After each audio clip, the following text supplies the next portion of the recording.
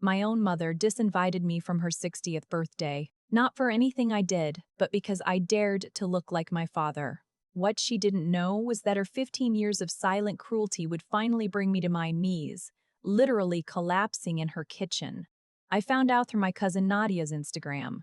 A quick, innocent story post, just a snapshot of her kitchen counter, and there it was, a beautiful, embossed invitation, clear as day.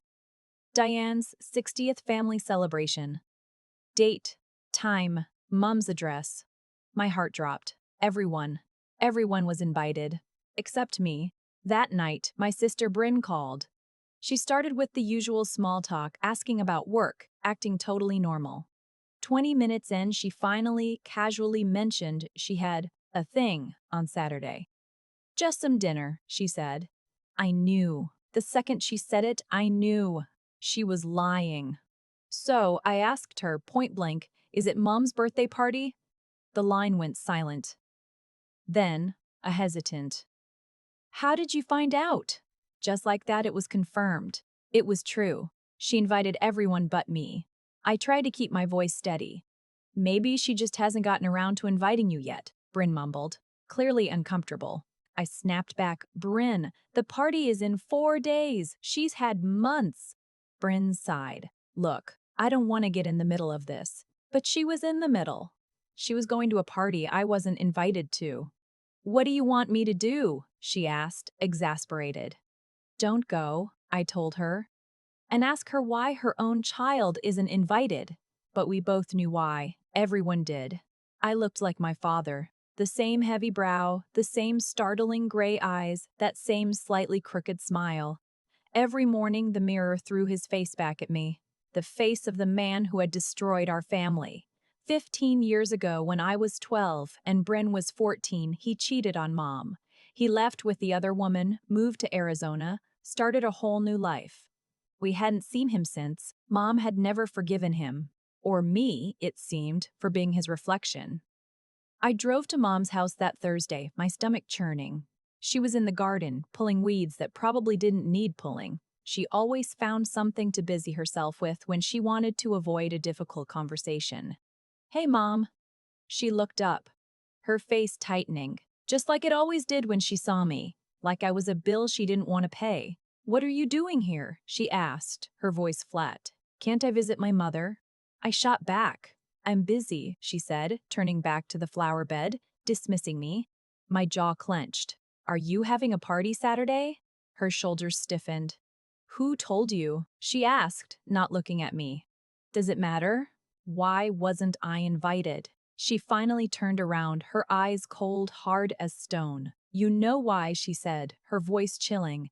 No, I don't. I practically shouted. Every time I look at you, I see him, she snarled, her voice tight with suppressed fury. Same eyes, same mouth, same lying face. The unfairness of it all ripped through me. I'm not him, I pleaded, my voice cracking. I'm your child. I stayed. I chose you, but it didn't matter. You look just like him, sound like him, even stand like him. She bit back. That's not my fault. I cried. I don't care whose fault it is, she said, her voice rising. I can't have you there. Not for my birthday. Not with everyone watching, thinking about what he did. But Bryn looks like him too. I countered, desperation lacing my voice. We're siblings. We have the same father, she scoffed. Bryn looks like me, acts like me. You're all him. Every gesture, every laugh, everything. She turned back to her weeds, her back stiff. Please leave. Mom, I whispered, my voice raw. I've been here every Mother's Day, every Christmas, even when you barely acknowledged me. She didn't flinch. I said, leave. I sat in my car for an hour, numb, the engine off, just staring at her house. My mind replayed all the times she'd looked right through me, like I was transparent. The school events where she cheered for Bryn but barely clapped for me. The driving lessons she gave Bryn but told me I could figure it out myself. It was a lifetime of being second best, of being unwanted. Saturday came. I stayed home, ordered pizza, watched TV, trying desperately not to picture what was happening at her house. Then Bryn started texting me photos from the party. Everyone was there. Aunts, uncles, cousins I hadn't seen in years. Even my grandmother, who could barely travel anymore, had made the trip from Florida. In every single photo, there was an empty space, a gaping hole where I should have been, standing next to Bryn, hugging my grandmother, laughing with my cousins. But I was home alone, because my face was wrong. Bryn called Sunday morning. It was weird without you, she admitted softly. But you still went, I shot back, my voice flat. You still chose her side. She protested. There aren't sides. She's our mother. I scoffed. She's your mother. I scoffed. She's your mother. Apparently, I'm just a reminder of her ex-husband. That's not fair, Bryn said, almost a whisper. Fair? I seethed. She excluded me from a family party because of my genetics. Tell me what's fair about that. Silence. Long, uncomfortable silence. She's hurting, Bryn finally offered. She's been hurting for 15 years, I said, my voice heavy with a pain that felt just as old. So have I. The difference is, I didn't abandon my child over it. Monday, I drove back to her house. This time, I didn't knock. I used my key, the one she probably forgot I even had. I walked right in. She was at the kitchen table, going through birthday cards. Probably thank you notes she'd never send. She didn't even look up. Get out, she said, her voice devoid of emotion. No, I said, my voice shaking, but firm. I pulled out a chair and sat across from her. You need to hear this. My voice started to tremble, but I pushed through. He did it to all of us. Bryn and I, we lost our father. But me, I also lost my mother. She's sitting right here in front of me, but she's been gone since I was 12. I leaned forward, my eyes blazing with years of suppressed pain. And you know the worst part? I kept trying. I kept showing up, kept hoping that one day you'd finally see me instead of him. A bitter laugh escaped my lips. Well, I'm done. I'm done trying to earn something that should be free. Bryn can have you all to herself. I smiled then, a hollow, broken smile. My head started spinning. Everything went black. The last thing I saw was her shocked face, mouth open, scrambling towards me. I woke up on the cold kitchen floor, my mother's face hovering above mine, her hands shaking as she touched my shoulder. Sirens wailed outside, getting louder and louder. She must have called 911 while I was out. Paramedics burst through the door, two of them carrying their equipment bags. Mom scrambled back, her face white, scared in a way I'd never seen before. The female paramedic knelt beside me, her fingers on my wrist, asking my name if I knew where I was. My voice came out weak and scratchy. She checked my eyes, wrapped a blood pressure cuff around my arm. The male paramedic set up equipment while Mom stood by the counter wringing her hands, explaining we'd been arguing, and I just collapsed. The paramedic asked Mom about my medical history, any medications, known conditions. Mom stumbled through answers, admitting she didn't actually know most of it. The paramedic glanced at her with raised eyebrows, then back at me, clearly picking up on the thick tension in the room. My blood pressure reading made her frown. We need to transport her, she told her partner. They wheeled in a stretcher, helped me onto it, strapped me in. Mom followed them to the ambulance, asking if she could ride along. The male paramedic hesitated, then nodded. In the back, the female paramedic hooked me up to a heart monitor, placed an oxygen mask over my face. She asked about chest pain, dizziness. I told her I'd felt dizzy, yes, but no chest pain. Just overwhelming exhaustion. Mom sat across from me, pale and shaken, gripping her knees. I watched her reach towards me, her arm extended halfway, fingers outstretched. Then she stopped. Her hand hung there for a long moment, before pulling back, pressing both palms against her thighs. The ambulance sped through traffic, siren blaring, but neither of us spoke. At the ER, they wheeled me into a room. Mom followed, but hovered by the doorway, looking lost. Dr. Whitlock came in, a tall man with kind but serious eyes. He reviewed the paramedic's notes, examined me, checked my vitals. Then he asked pointed questions. What led to the collapse? Had I eaten? Drunk enough water? Recent stress? His eyes kept darting between me and Mom, clearly sensing the unspoken story. Mom just sat in a corner chair, staring at her hands, saying nothing. Dr. Whitlock explained, a severe stress-induced episode combined with dehydration and low blood sugar. A perfect storm that caused my body to shut down. He said they needed to run tests, keep me for observation. A nurse came in with an IV kit, the needle sliding in with practiced efficiency. I closed my eyes, utterly exhausted. Then I heard footsteps approaching fast. What happened? Jarina's voice cut through the quiet. I opened my eyes. She was standing at my bedside, still in her party dress, her face tight with worry. She looked between me and Mom. Mom finally spoke, her voice rough. She collapsed at my house. Bryn's expression shifted. Her eyes narrowed as she looked at our mother, clearly knowing there was more to the story than that simple statement. Bryn pulled Mom toward the door, motioning her into the hallway. Their voices rose, even through the closed door. Bryn, sharp and angry, demanded to know what was said before I collapsed.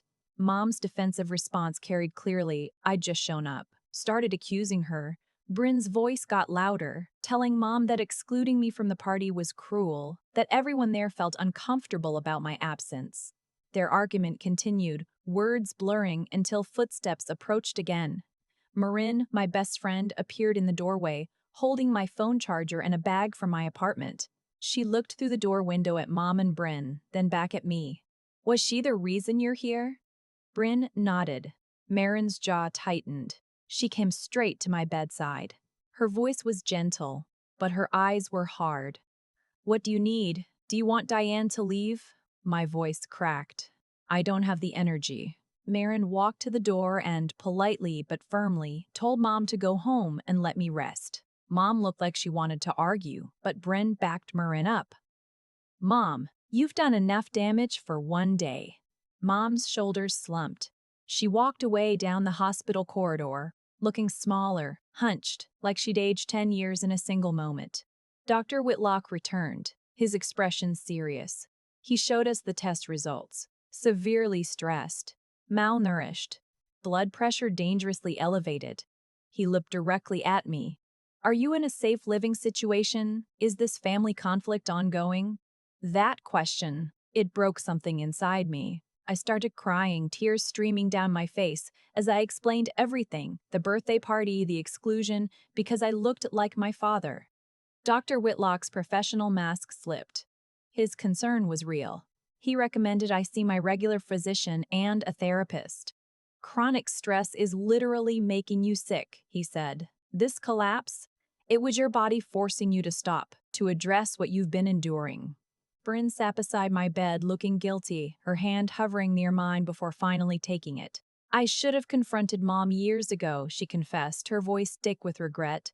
Instead of taking the path of least resistance. Marin stood on my other side, one hand on my shoulder, solid and grounding. The door opened again. Carol, my aunt, walked in, still in her party dress, her face tight with an anger I'd never seen directed at her own sister before. She marched straight to my bedside, took my free hand, her grip firm and warm.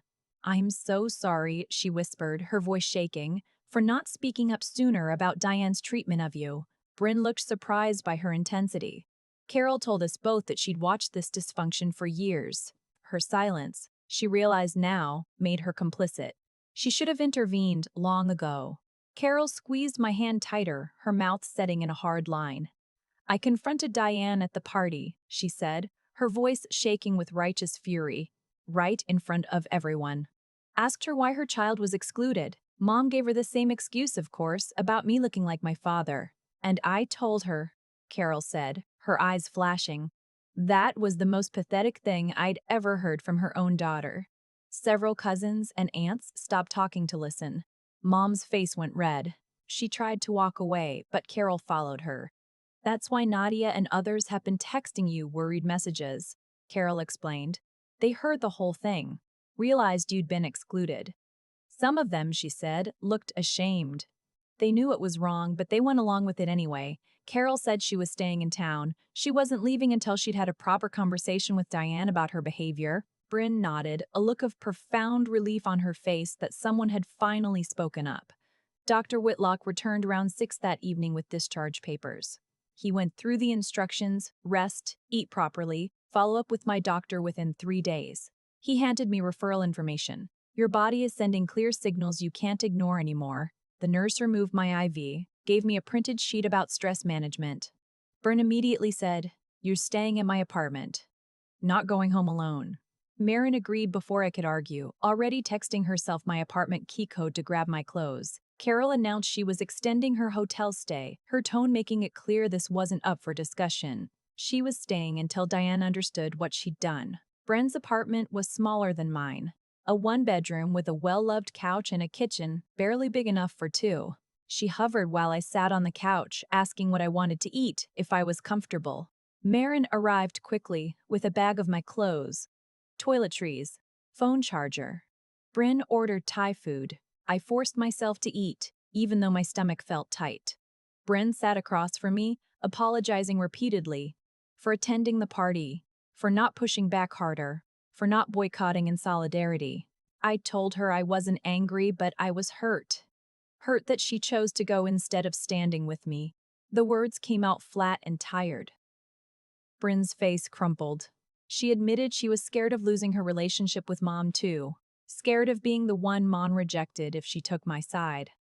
"I realize now how cowardly that was," she said, her voice barely a whisper. "Choosing the easier path while you dealt with the rejection alone."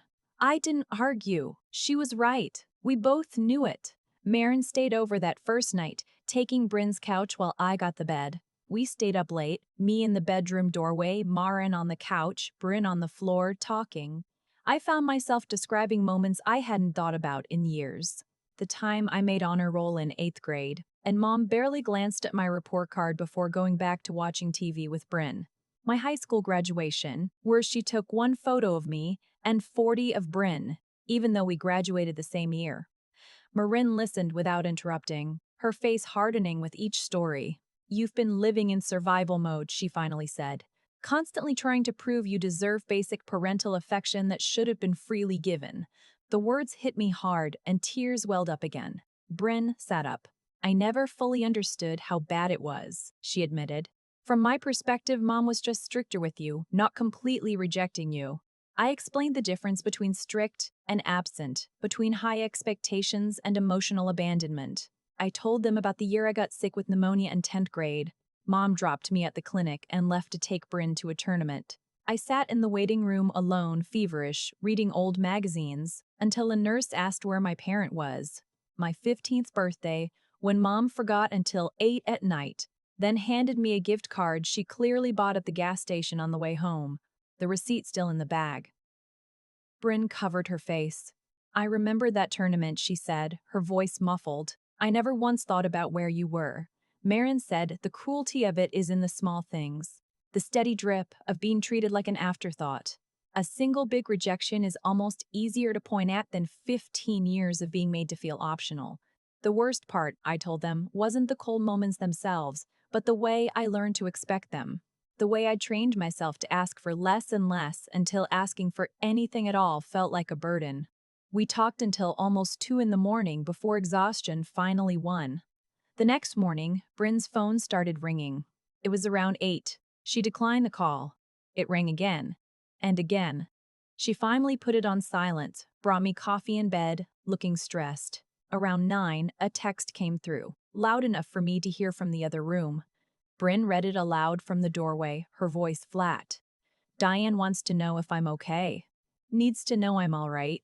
Bryn typed back that I was alive and recovering, but Mom needed to give me space. Another text came within seconds, asking when Diane could see me. Bryn looked at me, and I shook my head. She texted back that it was my decision to make, not Diane's. The phone went quiet after that.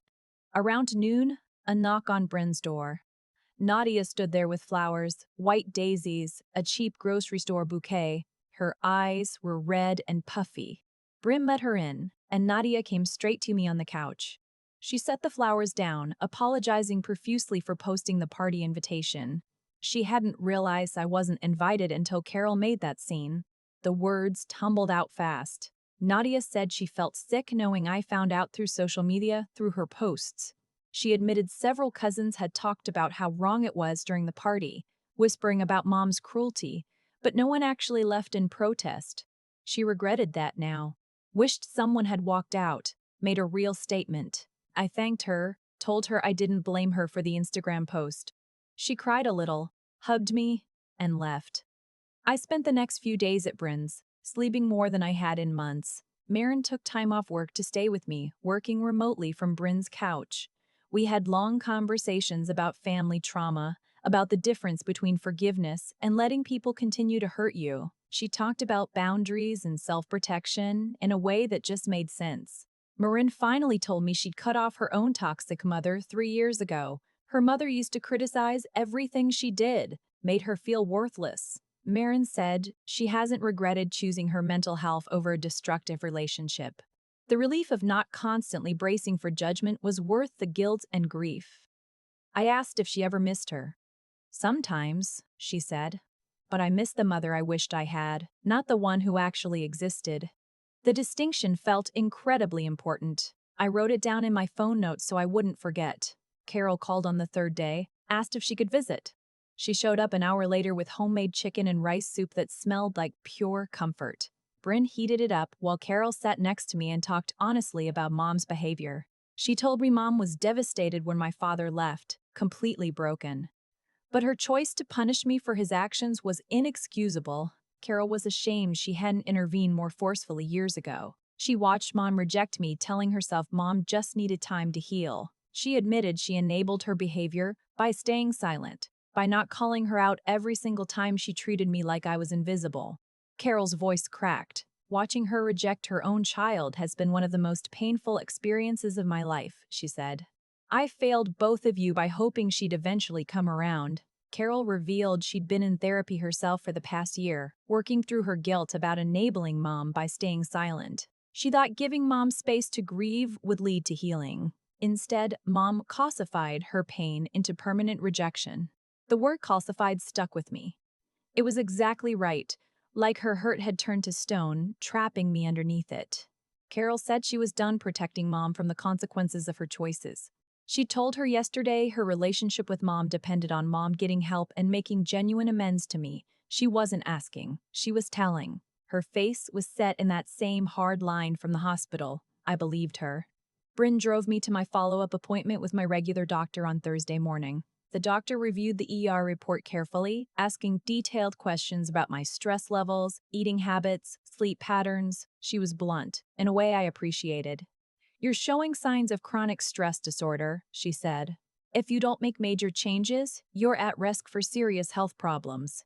She listed potential consequences, heart problems, digestive issues, immune system breakdown, things scary enough to take seriously. The doctor referred me to a therapist who specialized in family trauma, writing down a name and number. She also wrote a note recommending 2 weeks of medical leave from work. Your body needs time to recover, she insisted, and you need space to address what's been making you sick. I took the note, feeling both relieved and anxious about telling my boss.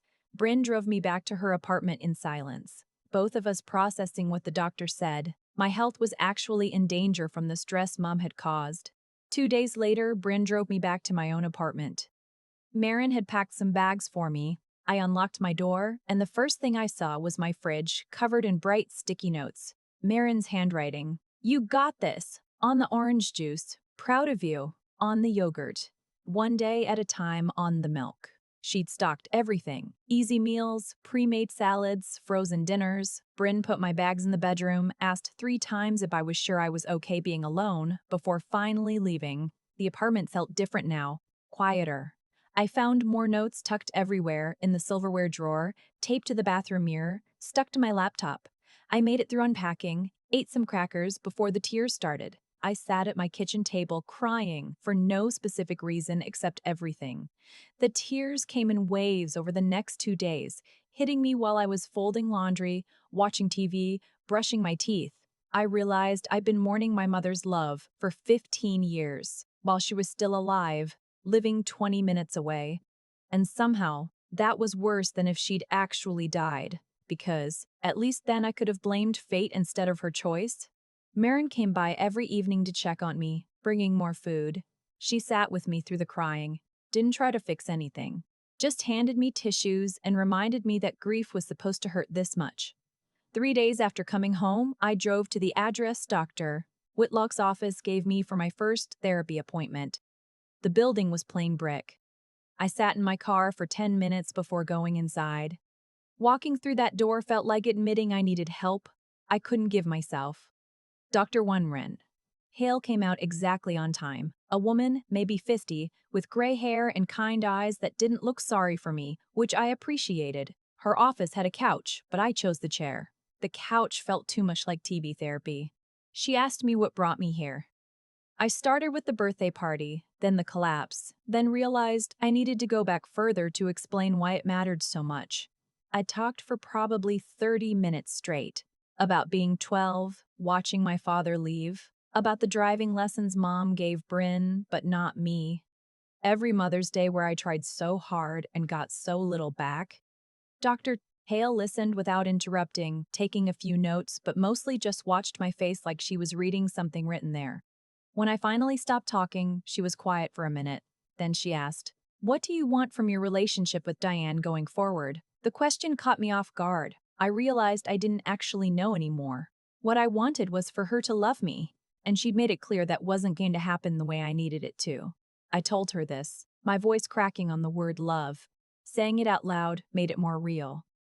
Dr. Hale leaned forward slightly. She explained something about accepting reality versus accepting mistreatment. You can acknowledge Diane's limitations, she said, that she's damaged by what your father did and probably always will be, while still protecting yourself from her rejection. She asked me to think about what a relationship with her might look like if I stopped trying to earn her love. Instead, set clear boundaries about respectful treatment. The idea made something loosen in my chest and tighten at the same time. Liberation and terror mixed together. Liberation, because it meant I could stop performing, stop trying so hard, stop waiting for her to suddenly see me. Terror, because it meant giving up the hope that had kept me trying for 15 years, accepting that the mother-child relationship I wanted was never going to exist. Hale wrote something in her notebook. Hope isn't always healthy, she said, when it keeps us accepting harm. Sometimes the kindest thing we can do for ourselves is grieve what we'll never have, so we can build something different with what's actually possible. I left her office feeling wrung out and, somehow, lighter. Like I'd been carrying something heavy I didn't know I could put down.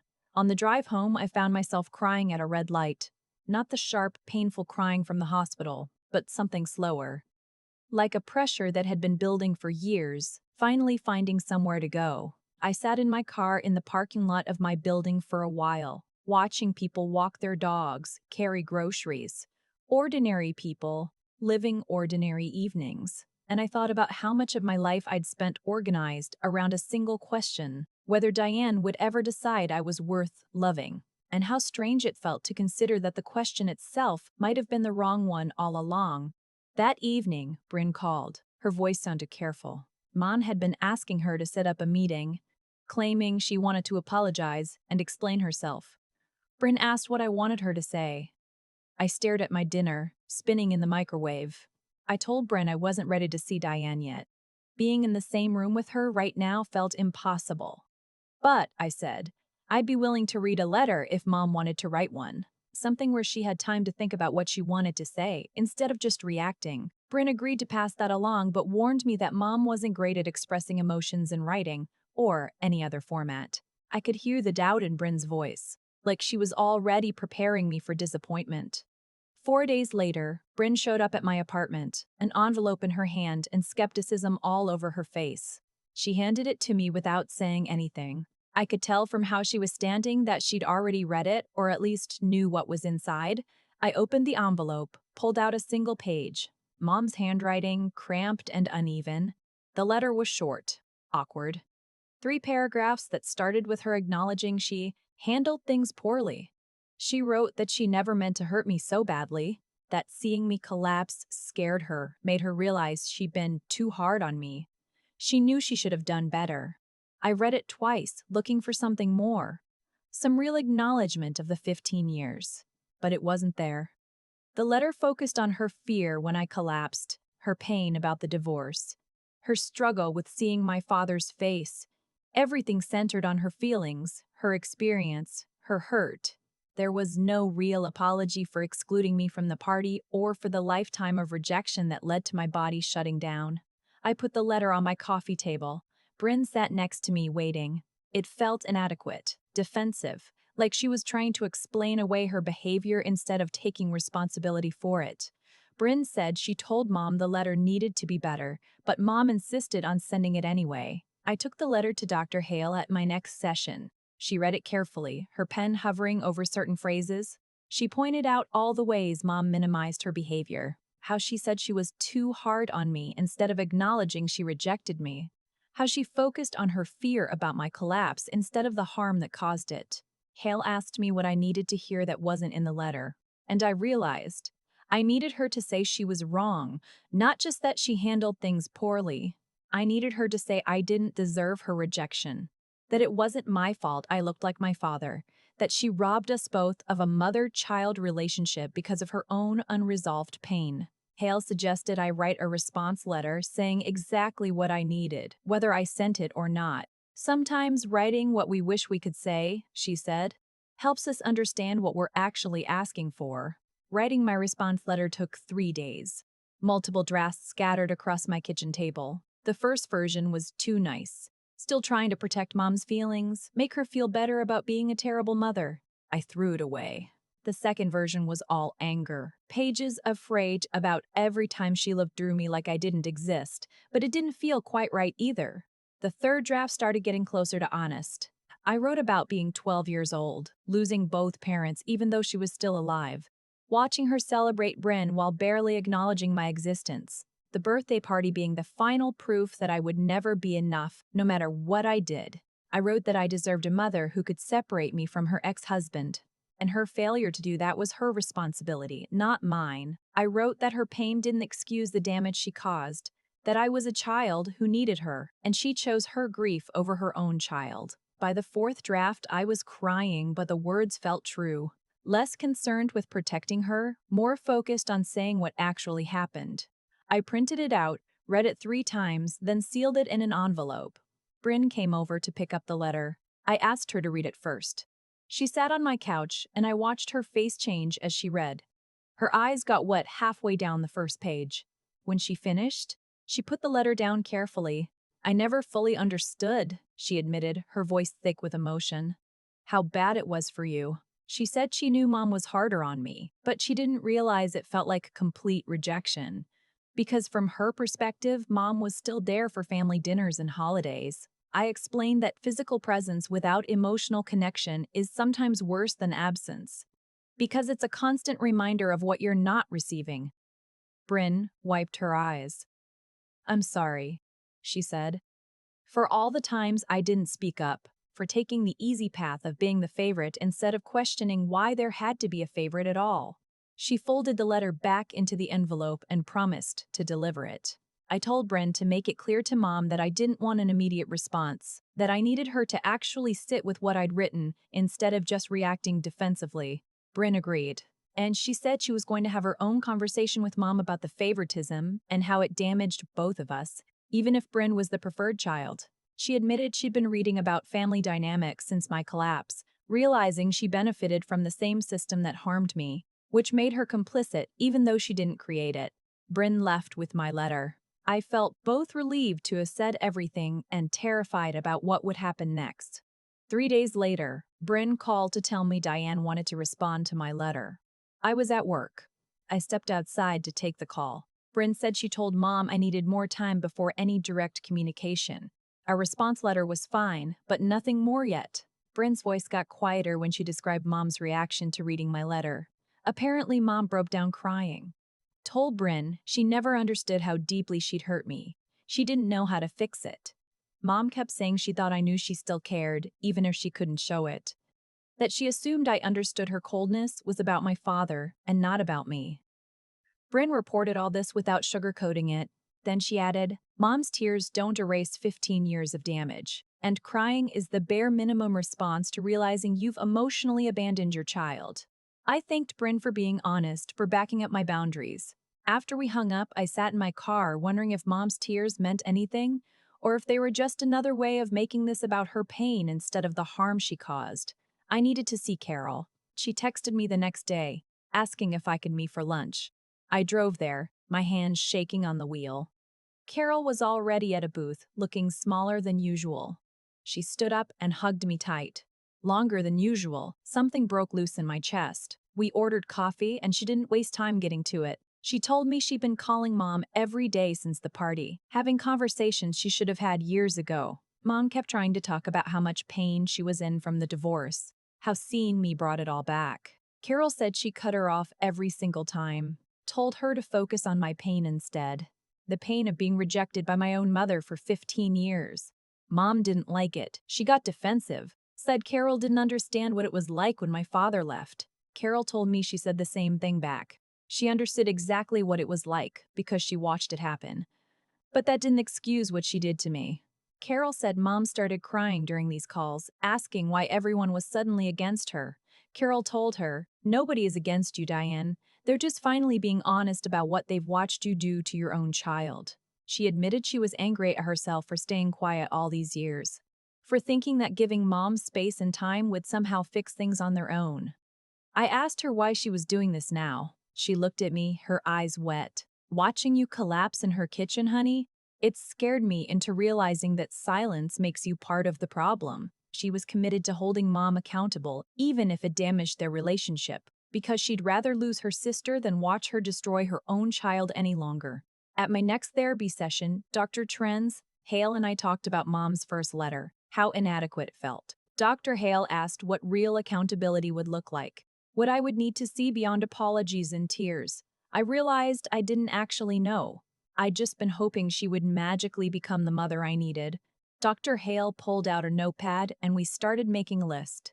I needed to see changed behavior over time, not just emotional reactions when she got confronted. I needed her to stop making comments about how I looked like my father, never compare me to Bryn in ways that made me feel less than, acknowledge birthdays and holidays without me having to beg for basic recognition. Dr. Hale wrote it all down, then added more things I hadn't thought of. "You need her to take responsibility for specific incidents from your childhood," she said, "to name them out loud and admit they were wrong. You need her to do her own therapy work on her unresolved grief instead of making you carry the weight of her pain. And she needs to demonstrate consistent effort for months, not just weeks, before you should consider letting her back into your life in any real way." She looked at me seriously. "Diane may not be capable of meeting these requirements. Some people aren't willing or able to do the deep work required to change patterns that have lasted 15 years. You need to prepare for the possibility that she'll try for a while and then give up, or meet some requirements but not others. The most important thing is that you're clear about your boundaries and you stick to them, even if it means accepting that a relationship with your mother might not be possible." Maren came over that weekend to help me turn these therapy insights into an actual document. We sat at my kitchen table drafting a list of boundaries and requirements for any future relationship with Mom. Maren was good at this, at taking my messy thoughts and turning them into clear statements that left no room for misinterpretation. We wrote that Mom must attend therapy with a counselor who specialized in grief and family problems for at least 6 months before I'd consider any regular contact. We listed specific incidents she needed to acknowledge and apologize for, like missing my high school writing award ceremony and barely speaking to me at my college graduation. We wrote that she needed to make a genuine effort to see me as my own person, separate from my father. No more comments about my appearance that connected me to him. Maren suggested adding a requirement about how she treated me in front of other family members. Private apologies don't mean much if she's still cold to me at family gatherings. We included that she needed to acknowledge special occasions without me having to remind her. The list ended up being 2 full pages. We read each one out loud to make sure it couldn't be twisted or argued around the way Mom had always been able to twist things, turning a conversation about her behavior into a conversation about her pain. Maren kept pushing me to be more specific wherever I got vague. Where I wrote that Mom should be kinder, Maren made me write exactly what kindness meant, that she greets me when I arrive, that she asks me a question and listens to the answer, that she does not mention my father or my face or my mannerisms even once. Where I wrote that she should acknowledge the past, Maren made me list the actual incidents by name and date: the pneumonia, the gas station gift card, the writing award, the graduation. So there was no room for Mom to offer a general apology that cost her nothing. I realized as we went that I had never once in my life asked Mom for something specific and held the line when she pushed back. My whole relationship with her was built on me quietly lowering my expectations until there was almost nothing left to disappoint. Marin read through it one more time. "You're not asking for perfection," she said, something that surprised me, "or demanding she become a completely different person overnight. You're just asking for basic respect and genuine effort. If Diane can't meet these requirements, then she doesn't deserve to be in your life. And that's her loss, not yours." I gave the list to Bryn and asked her to deliver it. Bryn read through it carefully, nodding, then folded it up and put it in her jacket pocket. She drove to Mom's house that evening. I waited at home, sick with nerves. Bryn called me 2 hours later. Mom read through the entire list twice, Bryn said without saying anything, just sitting there at her kitchen table with this overwhelmed look on her face. When she finally spoke, she asked Bryn if the requirements were negotiable. Bryn told her no. These were the bare minimum for me to even consider a relationship. Mom asked if there was anything she could do right away to prove she was serious. Bryn said the best thing she could do immediately was start looking for a therapist and stop making this about her timeline for fixing things. Bryn backed up every single point on my list, telling Mom that if she couldn't meet these basic requirements, she didn't deserve to have me in her life. Mom got defensive at one point, saying some of the requirements seemed harsh. Bryn shut that down fast. 15 years of rejection is harsh, she told Mom, and her list is just asking for basic human decency. Mom didn't argue after that. Bryn left the list on the kitchen table and told Mom to really think about whether she was willing and able to do this work, because I wasn't going to accept half measures or temporary effort. Bryn told me she was proud of me for being so clear about what I needed, and she promised to keep backing me up with Mom, no matter how uncomfortable it got. 2 weeks after my collapse, I went back to work. My manager knew a basic version of what happened, a medical emergency related to family stress. She told me to take things at my own pace, to let her know if I needed accommodations. My coworkers who knew me well noticed something different about me right away. I was more guarded than I used to be, less willing to just go along with things to keep the peace. But I was also more grounded somehow, like I'd stopped floating and finally landed somewhere solid. I told a few people a simple version of the story, a falling out with my mother. It got bad enough that I ended up in the hospital. They were supportive without being nosy, which I appreciated. Having work to focus on helped me feel less consumed by the family stuff. There was something normal and steady about sitting at my desk, working through my task list, solving problems that had clear solutions. I was grateful for the routine, for having somewhere to go where people expected me to be competent and professional instead of broken and dramatic. My manager pulled me aside after my first week back. She said she'd noticed I seemed different, but in a good way. She said I was setting better boundaries with difficult clients, not letting people walk over me like I used to. I realized she was right. Something had shifted when I finally stood up to Diane. I stopped being willing to accept scraps of respect from anyone. Nadia texted me during my second week back at work. Diane had been calling different family members, asking for therapist recommendations, which surprised everyone. She'd never been the type to admit she needed help.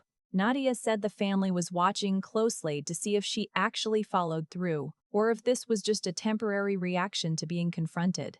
Nadia added that several relatives had been calling Diane directly to tell her her treatment of me was wrong. Our aunt apparently had a long conversation with her, where she told Mom she was ashamed of how she'd acted all these years. Our uncle said something similar, telling Mom that excluding me from the birthday party was cruel, and everyone there felt uncomfortable about it. Nadia said there was a family consensus forming. Diane needed to make serious changes if she wanted to repair these relationships. It wasn't just about me anymore. People were realizing they'd been complicit by staying silent, and they were speaking up now, even though it was uncomfortable. Nadia told me she was sorry for not saying something sooner, for posting that party invitation without thinking how it would hurt me to see it. I told her I wasn't mad at her. The invitation wasn't the problem.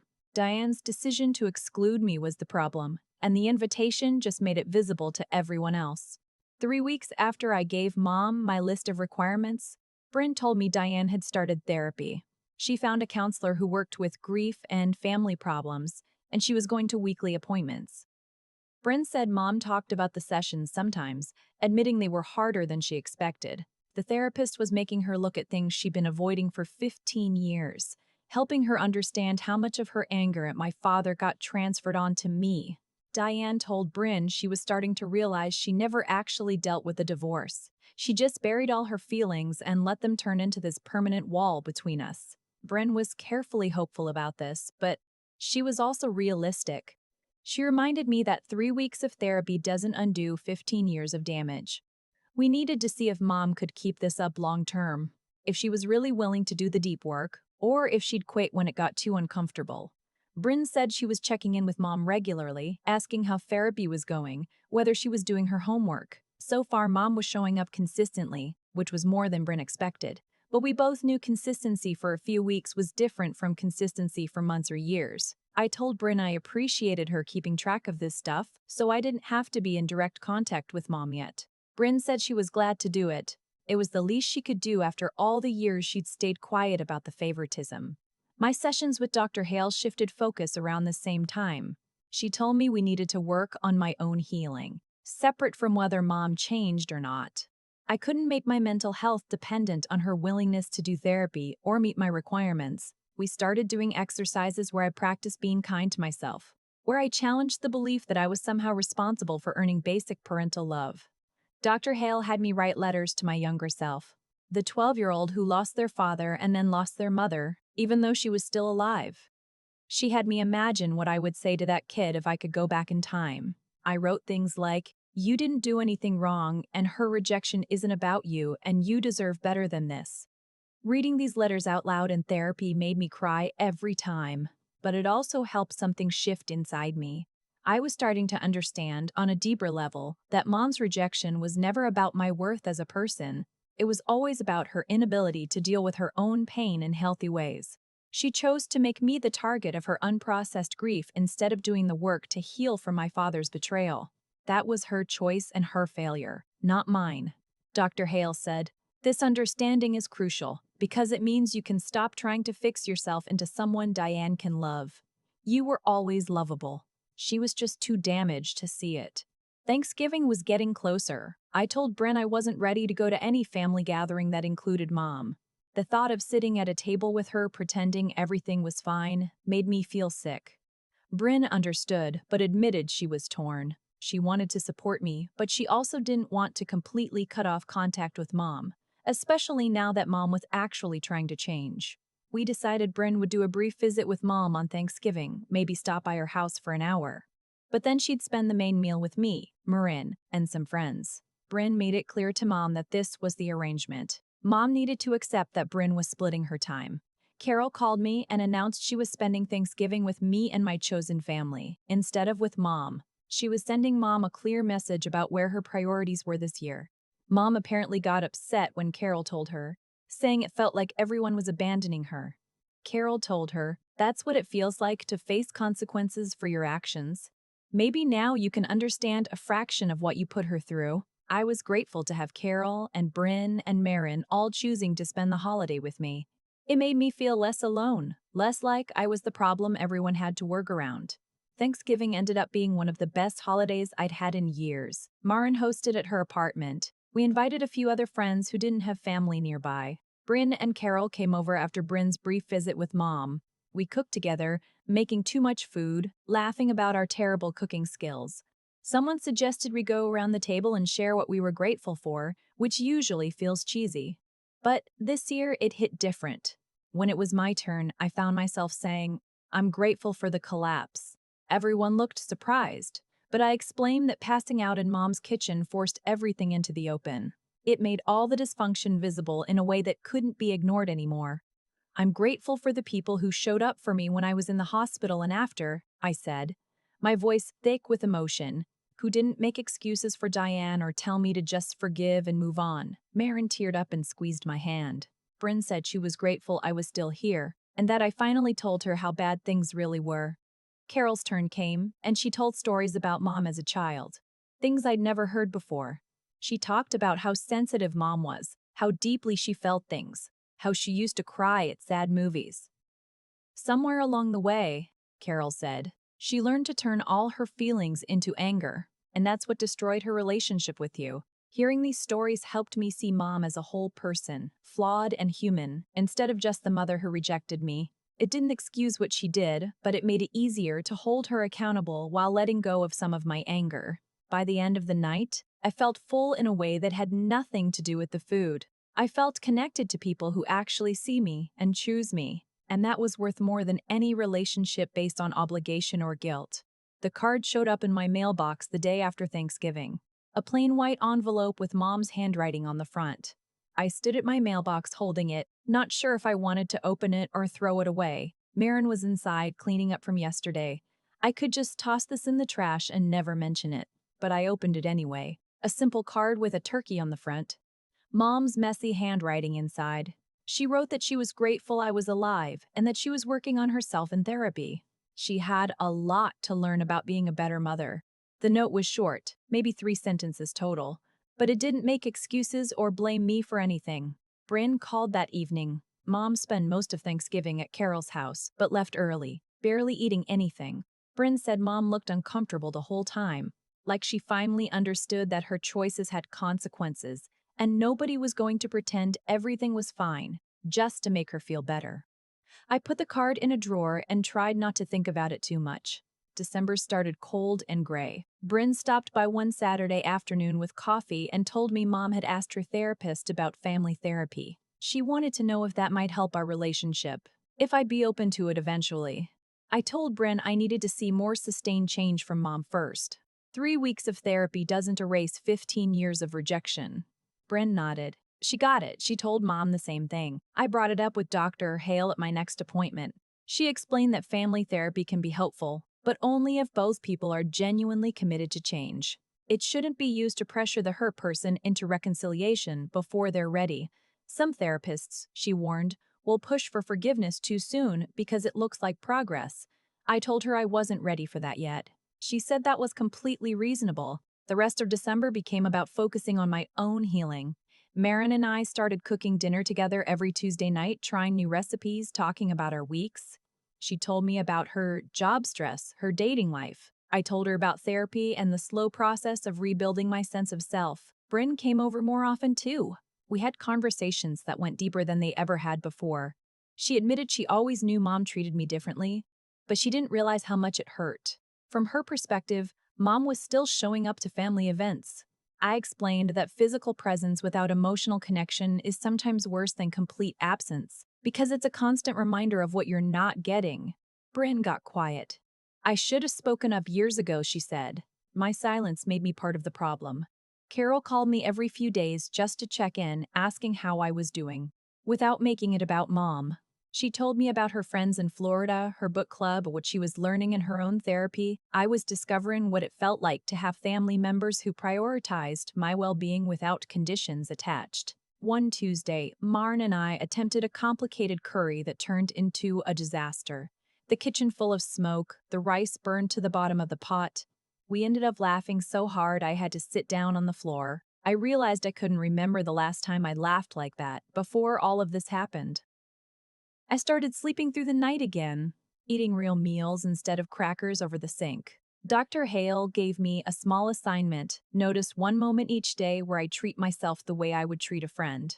At first, I couldn't find a single one, but by the second week, I was catching myself putting a blanket over my own legs on the couch, buying the good coffee instead of the cheap kind, telling myself it was okay to rest. The notes Marin left were still on my fridge weeks later. I couldn't bring myself to take them down. Mom kept going to therapy every week throughout December. Bryn reported that she seemed to be taking it seriously, doing homework, reading books about grief and family trauma. Bryn said Mom had a breakthrough session in mid-December. She finally connected her rejection of me to her unprocessed rage at my father. The therapist apparently helped her see that she'd been punishing me for his choices, using me as a stand-in for her ex-husband instead of seeing me as my own person. Bryn told me Mom cried through most of that session, really sobbing in a way Bryn had never seen before. I didn't know what to do with this information, whether it changed anything, or if it was just Mom finally facing what she should have dealt with 15 years ago. 2 days before Christmas, Mom asked Bryn if she could send me a longer letter. I agreed to read it but made no promises about responding. The letter arrived on Christmas Eve in a thick envelope that felt heavy in my hands. I waited until I was alone in my apartment to open it, sitting on my couch with tea. The letter was completely different from her first attempt. Specific and detailed instead of vague and defensive. Mom wrote about the time I won a writing award in high school and she didn't attend the ceremony. Even though Bryn's games never conflicted with her schedule, she mentioned my college graduation, where she barely spoke to me, standing on the opposite side of the room while other parents hugged their kids. She listed other moments, too. Small rejections that added up over the years to communicate that I didn't matter to her. Mom acknowledged these weren't isolated incidents, but a pattern of behavior that told me I wasn't worth her time or attention. The letter continued on the second page, Mom taking responsibility for choosing her pain over her own child. Therapy was helping her see how she made me carry the burden of her unresolved grief. She turned me into a symbol of her failed marriage instead of letting me be her child.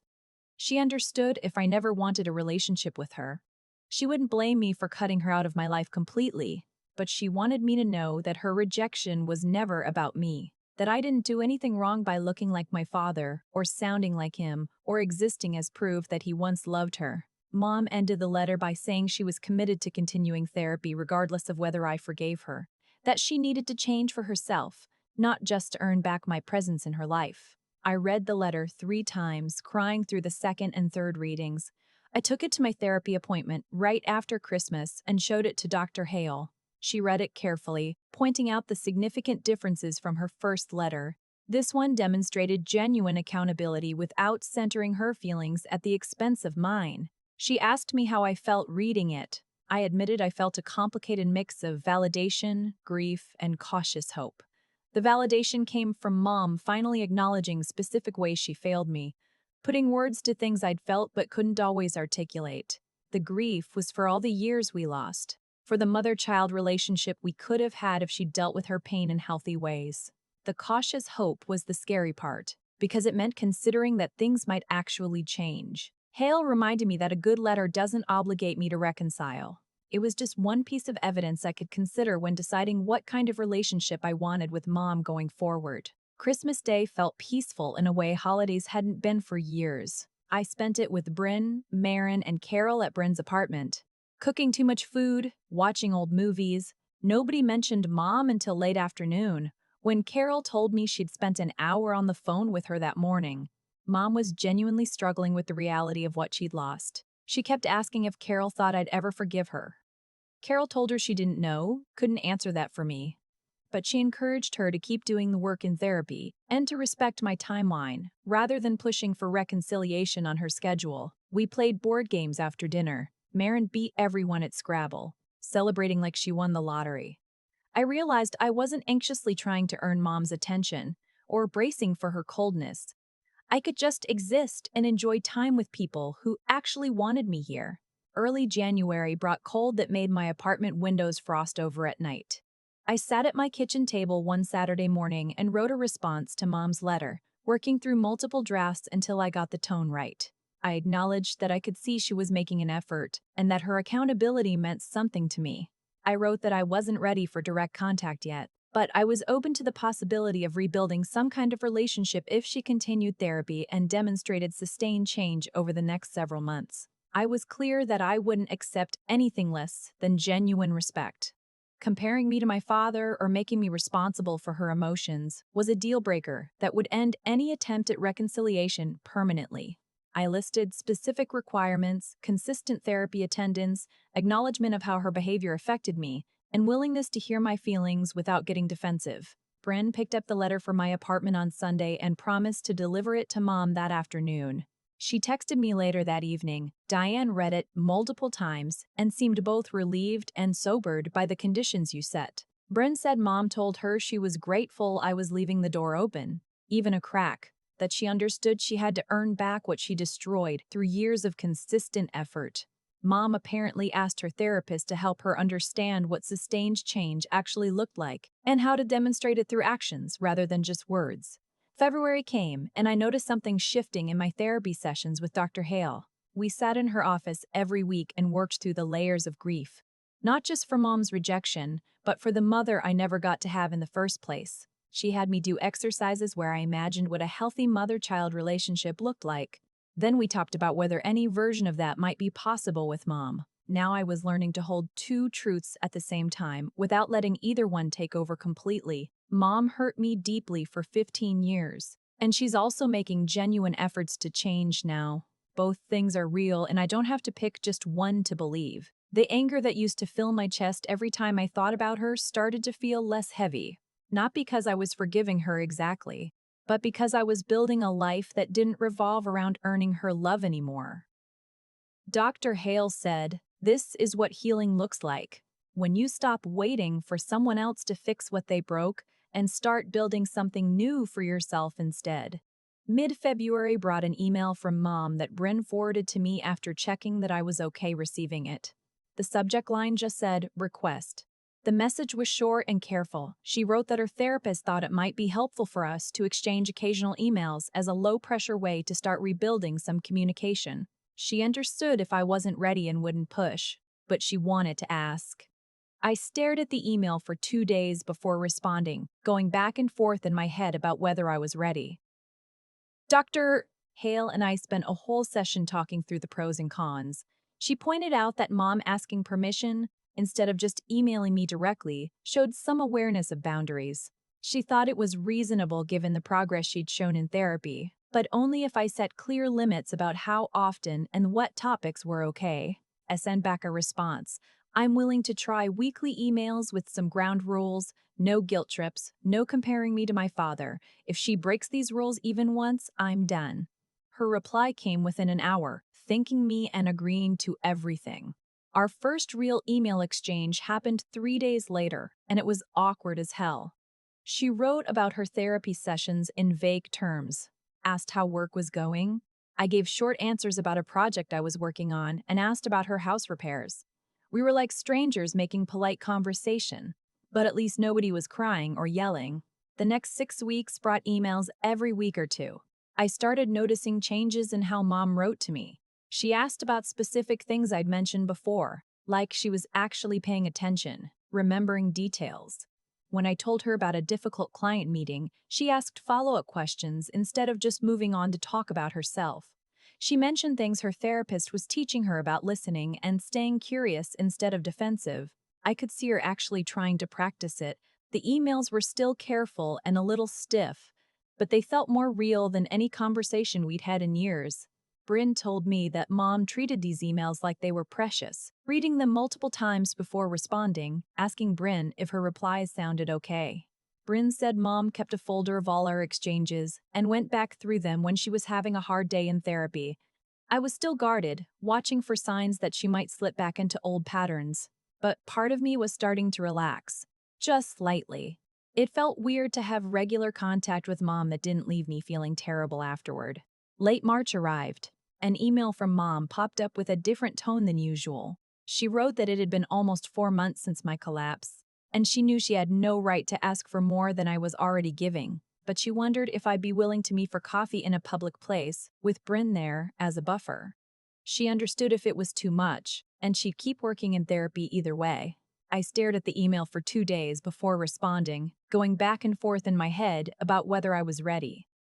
Dr. Hale and I spent a whole session working through my fears about seeing Mom face to face again. She helped me set clear parameters for the meeting, 1 hour maximum, a list of topics that were completely off limits. We did role-playing exercises where she pretended to be Mom, saying difficult things, and I practiced leaving or redirecting the conversation. She reminded me over and over that I could walk out at any moment if I felt disrespected or overwhelmed. Agreeing to coffee didn't obligate me to anything beyond that 1 hour. Marin made me promise to text her the second the meeting ended, so she knew I was safe. I finally sent Mom an email saying yes to coffee, with very specific conditions attached. Saturday morning came. I drove to a cafe across town that neither of us ever went to. Bryn was already there when I arrived, sitting at a corner table, looking almost as nervous as I felt.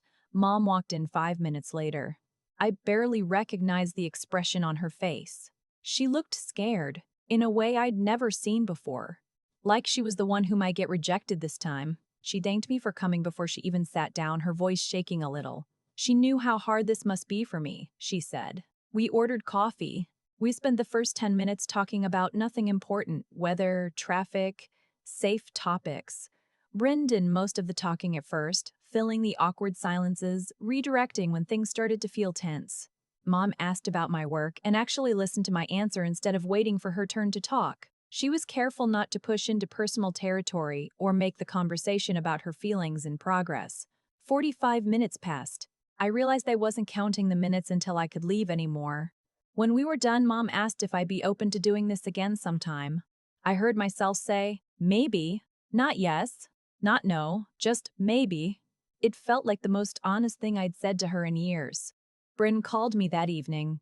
Mom broke down crying after I left, Bryn said, telling Bryn the meeting went better than she dared to hope, and she was terrified I'd shut down any possibility of future contact. Bryn said Mom's therapist had been working with her on managing her expectations, understanding that rebuilding trust was a process that took time and patience. Mom apparently kept saying she knew she didn't get to decide the pace of reconciliation, that my willingness to even try was a gift she needed to honor instead of taking for granted. I told Brend I appreciated that Mom seemed to understand this, that she wasn't acting like one coffee meeting fixed 15 years of damage. Bryn admitted she was surprised by how much Mom had changed in just a few months. She never thought our mother was capable of this kind of self-awareness. April brought more emails and another coffee meeting. This one without Bryn, because I suggested it after the first meeting went okay. Mom and I sat across from each other at the same cafe and talked for over an hour this time.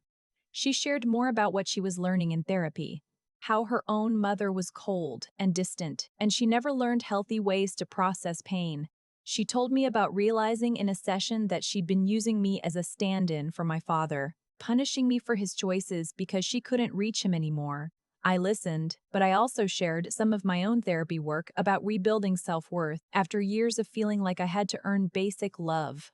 The conversation felt different from anything we'd had before, more like two adults trying to understand each other instead of a desperate child begging for scraps. When we left, Mom didn't ask about next time. I appreciated that she was learning to let me set the pace. Carol called me a few days later and said she was proud of how I was handling everything with Mom. "You're maintaining boundaries while staying open to possibility," she said, "not sacrificing your well-being just to make things easier for her." Carol said Mom had changed noticeably over the past few months in ways she didn't think were possible. She took more responsibility for her emotions instead of blaming everyone else, and she was willing to sit with discomfort rather than lashing out to make it stop. Carol was careful to say Mom still had a long way to go, and setbacks were likely. But the direction of change felt genuine. Carol admitted she didn't believe Mom was capable of this level of growth when this all started. Watching her actually do the work had been both surprising and encouraging. Early May brought Bren's birthday and an email from Mom asking if I'd be comfortable attending a small family dinner to celebrate. Just Bren, Mom, Carol, and me. I thought about it for a day before responding that I'd come. But if I felt uncomfortable, I could leave without explanation or guilt. Bryn picked me up, and we drove to Mom's house together. I hadn't been inside since the day I collapsed.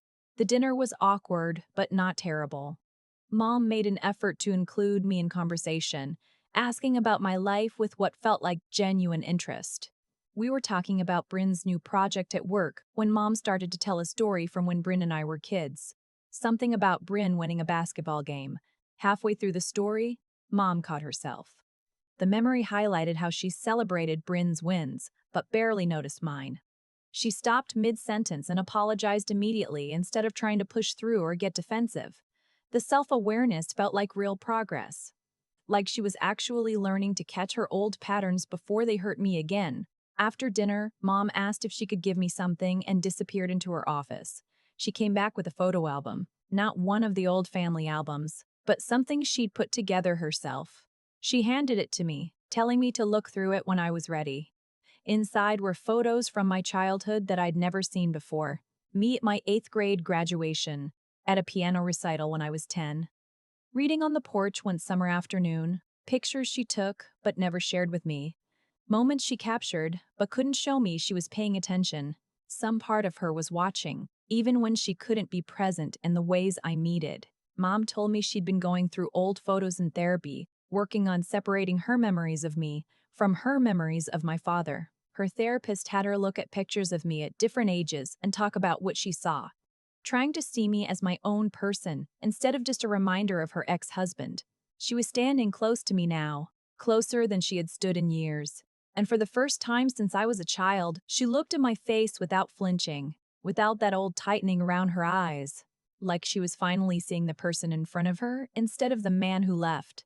I held the album against my chest. "This doesn't fix it," I told her, my voice thick. "Nothing fixes the 15 years."